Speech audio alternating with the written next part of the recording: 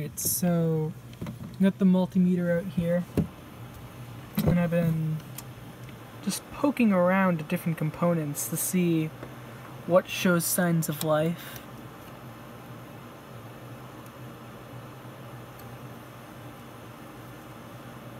Let's see.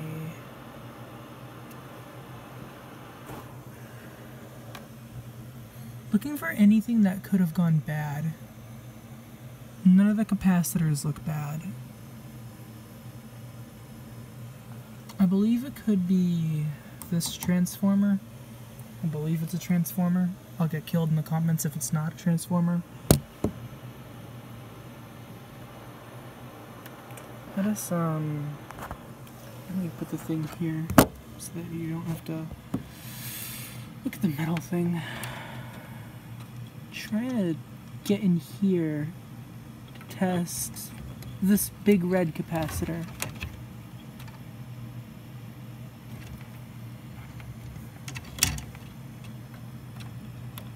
I am getting a reading out of it. Try it the other way because I don't know which way is positive, so I'm stupid.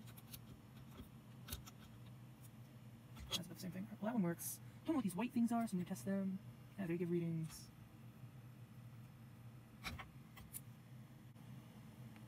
Although actually I do question the accuracy of these because, let me show you. And just by swinging them around you can get the numbers to change.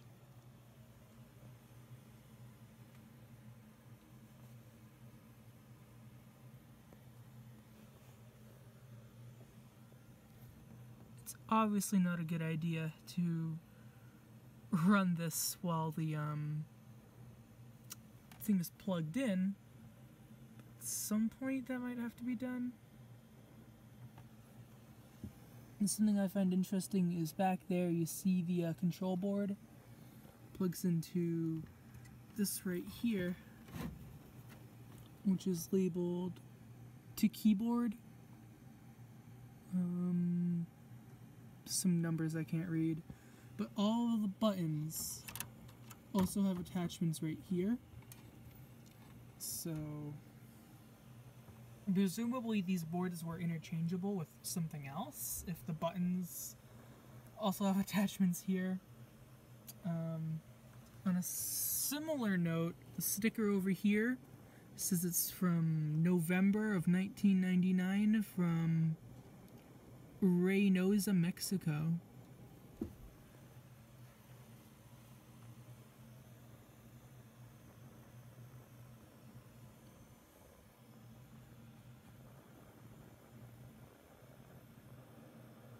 I wish I could tell when things were just dead. Let's see if under here, yeah, if I had something to prop that up with, I could probably test this transformer. Let me try to use this little bucket of DS parts. I need something higher. Let's try a prescription bottle that has latex gloves in it. Okay, I'm gonna get the light over here. The wire on this lamp is zip tied, and it's really annoying me. Alright. So if I back up, I'm going to be testing right there. See if I can move my phone up against it. Well, up against the thing. I'll use this NES cartridge connector to keep my phone from moving. For all the good world that's doing. Alright. Let's test this.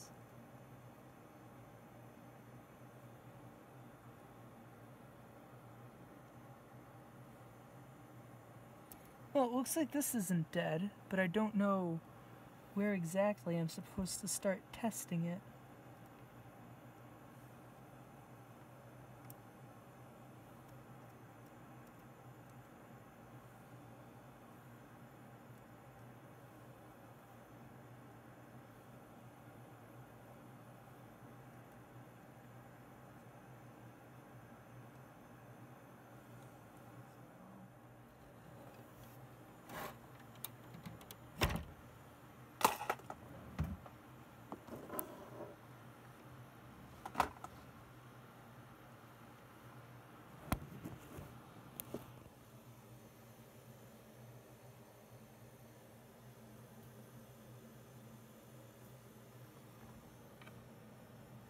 chips look good.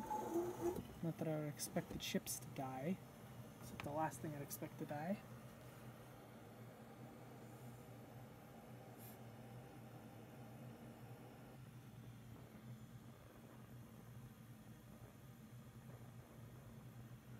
Alright, well, I'll look this up or just poke around more, see if I can find anything that's dead. Here's something that I happen to notice. Over here, this piece of metal is very loose on this part over here. So that's probably not helping anything.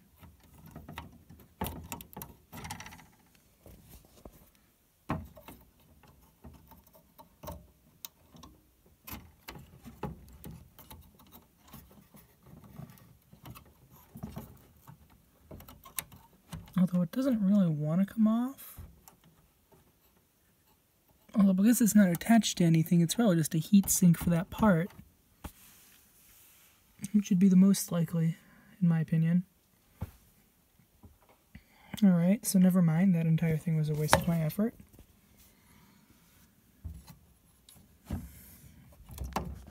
So, after doing a little bit of research, only a little, I could be wrong on it still. There is a system or a circuit in these late 90s Zenith TVs that is a failsafe to protect the TV, where if something is wrong, it will shut the TV off after a few seconds. So what I'm looking for is what that could be. My guesses so far are this black thing, this, or the transformer.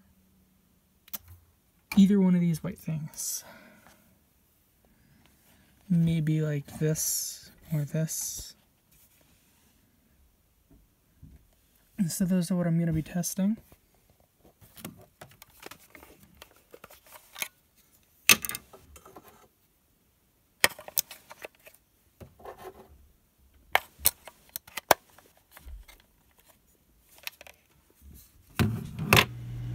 Okay, so that was a very sudden jump cut to the entire thing now being gone, and in fact the tube is now gone. Yeah, this is one of the shortest lived series I think I've had on my channel.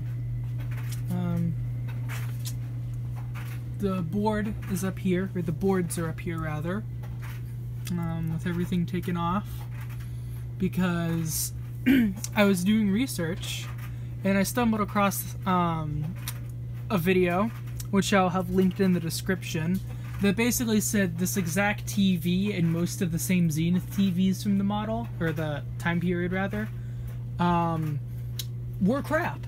And the tubes would arc and they would blow up the board. So yeah, I decided it's not worth my efforts, and I was using them as practice anyway, because there was another TV that I wanted to see if I could repair.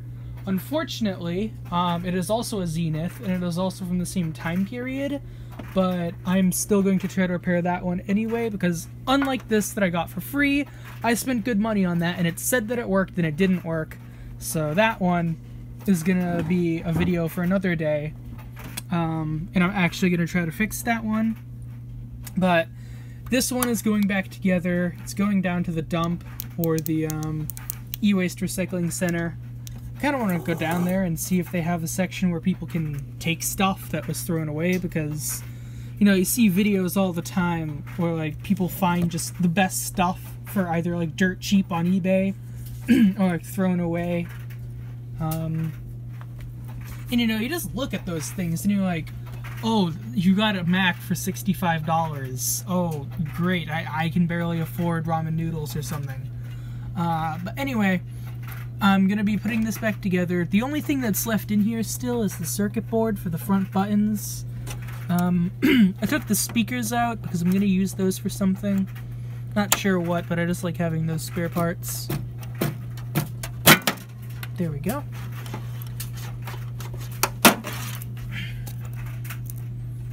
Wow, I'm impressed. I didn't actually break this board. No, I might just keep it just for laughs.